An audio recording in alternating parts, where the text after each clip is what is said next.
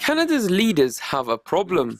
Without evidence, they tell the Canadian public that Iran is seeking nuclear weapons. But then, Iran gets its chance to speak at international fora and calls for nuclear disarmament and for the peaceful resolution of conflicts, such as the crisis in Syria, where the West is arming al-Qaeda-affiliated insurgents.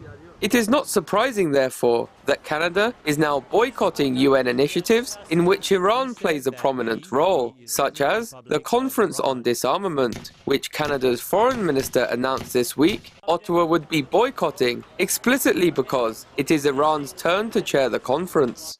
Analysts note that neoconservatives, such as those who rule Canada, don't like the UN because it is one of the few international venues where global South countries, such as Iran and Venezuela, get the right to respond to the propaganda disseminated against them by imperialist states. I'm going to say explicitly, Western imperialist governments only support the UN insofar as it serves their own ends and interests. You know, they don't really love the UN as it's presently constituted. They have severe problems with it. I mean, if you look at many of the resolutions which have been anti-colonial, which have called for decolonization, which have called for support for Palestine, they don't agree with it in any way whatsoever, right?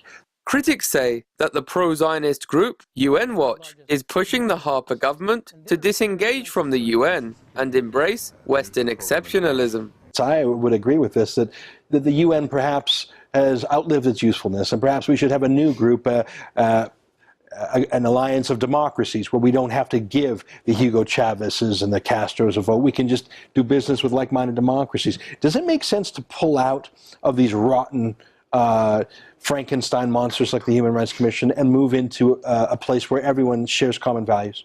Well, in theory, it sounds good. UN Watch is actually an arm of the American Jewish Committee and is a part of the world, it's sponsored by the World Jewish Congress. So, I mean, clearly, the reasons behind this are surely, it's just Zionism.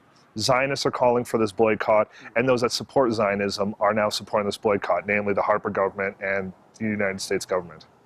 Critics contend that the Harper government may also be deploying strawman arguments against Iran to deflect attention from its own entanglements in the uranium industry, an industry which benefits from the construction of nuclear weapons, such as those possessed by Israel. Joshua Blakeney, Press TV, Calgary.